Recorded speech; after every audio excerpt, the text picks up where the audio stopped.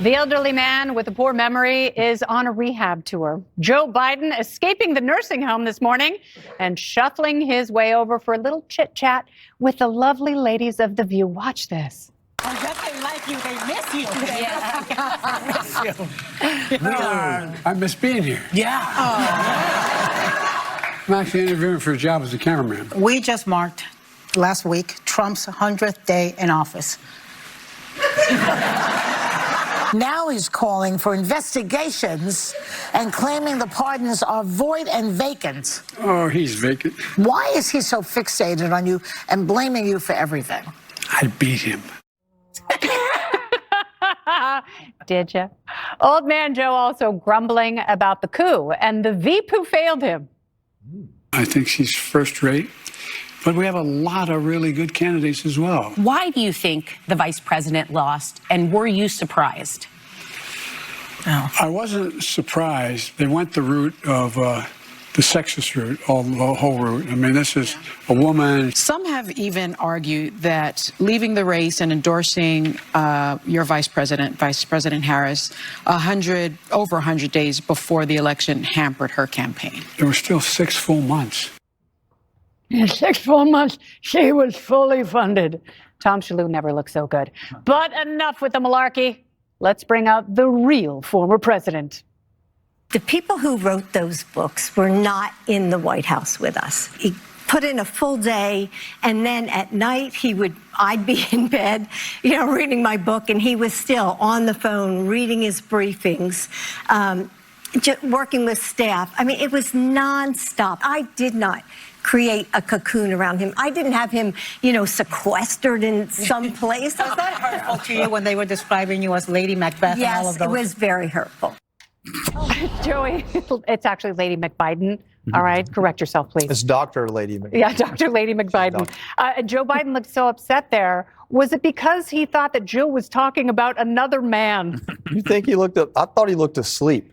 He was just kind of had the stare. Same He had face. the old man stares. He was just looking, saw something, he just focused in on it. He's like, don't fall out of the chair. Don't do it. That's all. It's easy to make fun of. I guess when you get out of the presidency, you're supposed to go give speeches for $100,000 at a time and enjoy it. I don't think he can do that. I don't think there's an audience for it. Maybe for Jill though, which is kind of funny. Well, that's interesting because there is talk that they're going to sell the his and hers autobiographies for $30 million. It's half what the Obamas got, but that hers actually might be a little bit more interesting because she kept a diary every day, Jesse. What is it with the Bidens and the diaries? They should stop writing stuff down. Yeah, those two are definitely writing it. It's not ghostwritten at all. Not a chance. Now, if you're a man, a real man, Kennedy, The View should not love you. The View doesn't like real men. So if the fact that Biden goes on The View and they adore him says a lot about Joe Biden. And I'm feeling like Dr. Jill is like Jordan Hudson, like Belichick's girlfriend, constantly running interference, constantly interrupting everybody, managing him. And it seems like Biden feels like OJ felt after the trial. It's like everybody knows you're bad. Everybody knows you did it. No one wants to be seen with you. This is the only show in this country that will sit down and actually like Joe Biden. That's what it says. He says that he knew she was going to lose, Kamala Harris. Well, then why did he bow out? If you knew she's going to lose, why didn't you stay and fight if you thought you could have beat Trump? So that was a lie. Or if you knew she was going to lose because the country's sexist, why'd you pick her as vice president? Because you were supposed to hand off this thing to the vice president. So why would you pick someone who you knew the country hated and was going to reject? Also, doesn't make any sense. When Bush left office, he was also unpopular. Not this unpopular, but unpopular.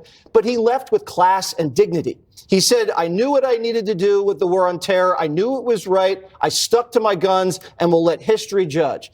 This guy is disgraceful. He should just never go back on television ever again. He was already diminished. But his legacy is it's even worse now.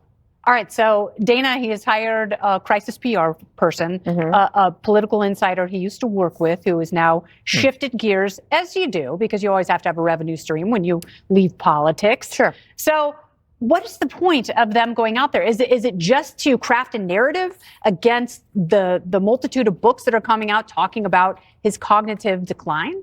I think certainly they have, if they have a lot of costs, right, in the post-presidency, and they're not getting the invitations to give the speeches that Joey's talking about, obviously. And like, remember he gave one speech and it was not good.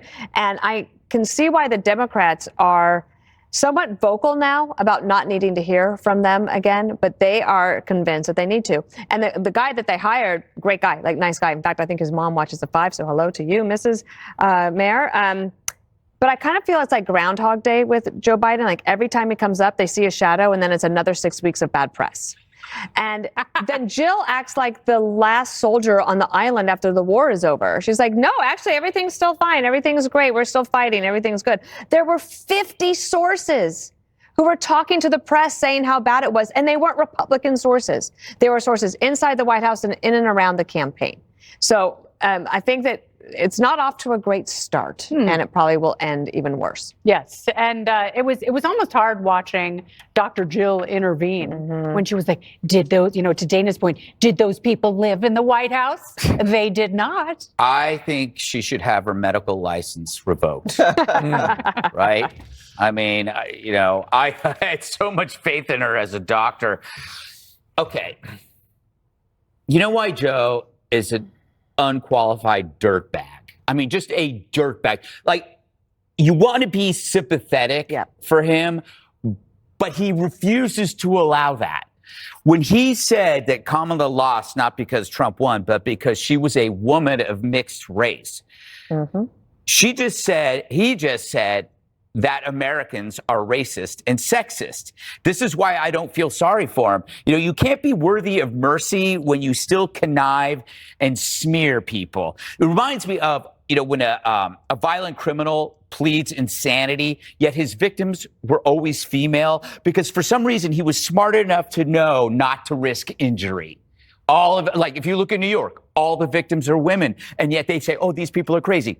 He may be a cognitive disaster, but being a prick apparently is the last trait of his to go. He can still do it. So I'm not going to, as long as he still does this, I'm not going to say I feel sorry for him. And you're right, Jesse, it's not just about Joe. It's about The View. It's become like a medical hospital that displays human misfailure. Here, let's look at this political oddity. It really is like the left-wing equivalent of a carnival sideshow, except instead of bearded ladies and fat clowns and two-headed cows. Well, let me rephrase that. But The View is a victim of the sunk cost fallacy. How can you now speak the truth when for years you've been telling lie after lie after lie? Now you're carrying this big bag of rocks around you because it's too harmful for their ego to admit that we really were dishonest. And they could be honest. All they would have to say is, look, we hate Trump so much. We were willing to lie about Joe Biden because we felt he was preferable. We thought our lying and our cover-up was on your behalf. Just say that. You're still scum, but at least you're honest scum. Can I add just one other thing? The Justice Department is considering releasing the audio tape of the investigation, that interview, or the deposition that he did. I think they should. Yeah. Agreed. I think there should be transparency in government, and there was obviously a lot there, and we deserve to hear it for ourselves. I predict a lot of farting. Yeah. And that's just on Greg's show tonight. Up next, hasta la vista. Team Trump ready to send pro-Hamas freaks packing. Sayonara. But I'm a creep. I'm a widow. What the hell am I doing here? It looks like I'm a wreck. It's in the hole!